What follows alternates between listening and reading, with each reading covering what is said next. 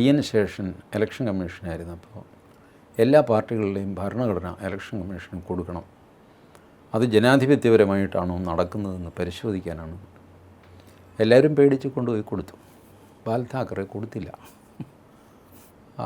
ശേഷനോട് പറഞ്ഞു, തനിക്കെൻ്റെ ഭരണഘടന നോക്കാനുള്ള ചുമതലയൊന്നുമില്ല, തനിക്കതിന് അധികാരവുമില്ല.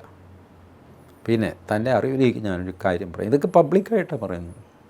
എൻ്റെ പാർട്ടിക്കുള്ളിൽ ജനാധിപത്യം ഇല്ല, മനസ്സിലായി? എല്ലാം നോമിനേഷനാണ്. മണ്ഡലതലം മുതൽ സകല ചുമതലക്കാരെ വയ്ക്കുന്നതും മാറ്റുന്നതും വീണ്ടും വയ്ക്കുന്നതും ഒക്കെ ഞാനാണ്. മുഖ്യമന്ത്രിയെ തീരുമാനിക്കുന്നത് ഞാനാണ്, മറ്റ് മന്ത്രിമാരെ തീരുമാനിക്കുന്നത് ഞാനാണ് സർവ്വം. ഞാനിങ്ങനെ ഏകാധിപതിയായിട്ട് ഈ പാർട്ടിയിൽ ഉള്ളതുകൊണ്ടാണ് ഈ പാർട്ടിക്ക് ജനാധിപത്യ പ്രക്രിയയിൽ ഇടപെടാൻ പറ്റുന്നത്.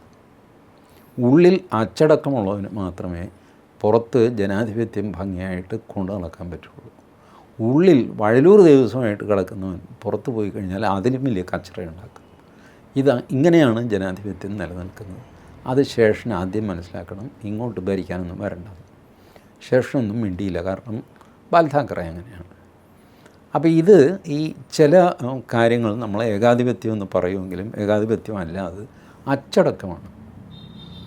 ക്ലാസ്സിൽ കലവിൽ വെച്ചുകൊണ്ടിരിക്കുന്ന പിള്ളേർ അധ്യാപകൻ വന്ന് മേശപ്പുറത്ത് ചൂരിലുകൊണ്ട് ഒറ്റ അടിയടിക്കുന്നു, എല്ലാവരും നിശബ്ദരാകുന്നു. ഇത് ഏകാധിപത്യമാണ്? അല്ല, അത് അച്ചടക്കമാണ്. എങ്കിലേ ആ ക്ലാസ് മുന്നോട്ട് പോകുള്ളൂ. അവിടെ സാറിനെ വെല്ലുവിളിക്കും, വിദ്യാർത്ഥികളുടെ ഇടയ്ക്ക് വോട്ടെടുത്തിട്ട് ഞങ്ങൾ ചെയ്യും എന്നൊക്കെ പറഞ്ഞാൽ ക്ലാസ് നടക്കില്ല.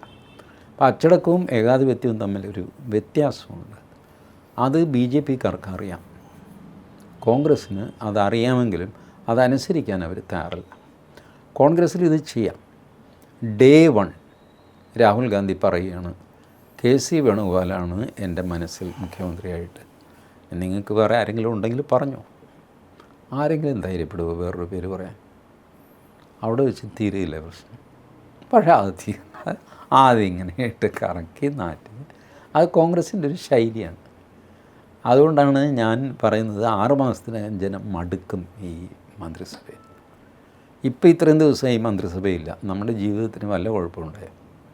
ഈ സാധനം അത്ര വലിയ ആവശ്യമൊന്നുമില്ല മനുഷ്യന് ജീവിക്കാനായിട്ട്. ഭരണം സ്തംഭിച്ചു. എന്ത് സ്തംഭിച്ചു? എന്താ സംഭവിച്ചത്? ബ്യൂറോക്രസി അവിടെ തന്നെ ഉണ്ട്. ജില്ലാ കളക്ടറുണ്ട്, തഹസിൽദാരുണ്ട്. ഇപ്പോൾ ആരുടെയെങ്കിലും പെൻഷന് എന്തെങ്കിലും തടസ്സമുണ്ട്, അതിപ്പോഴും നിങ്ങൾക്ക് കളക്ടറെ കണ്ടിട്ട് അത് ത്രൂ ആക്കാവുന്നതേ ഉള്ളൂ. അതിന് മന്ത്രിയൊന്നും വേണ്ട. അപ്പോൾ മന്ത്രിസഭ, നിയമസഭ എന്നൊക്കെ പറയുന്നത് ഭരണഘടനാപരമായ ഒരു ഭാരമാണ് ജനങ്ങളിൽ. അത് ഈ ഗവേണൻസ് കുറയും തോറും മനുഷ്യരുടെ സ്വാതന്ത്ര്യം കൂടും.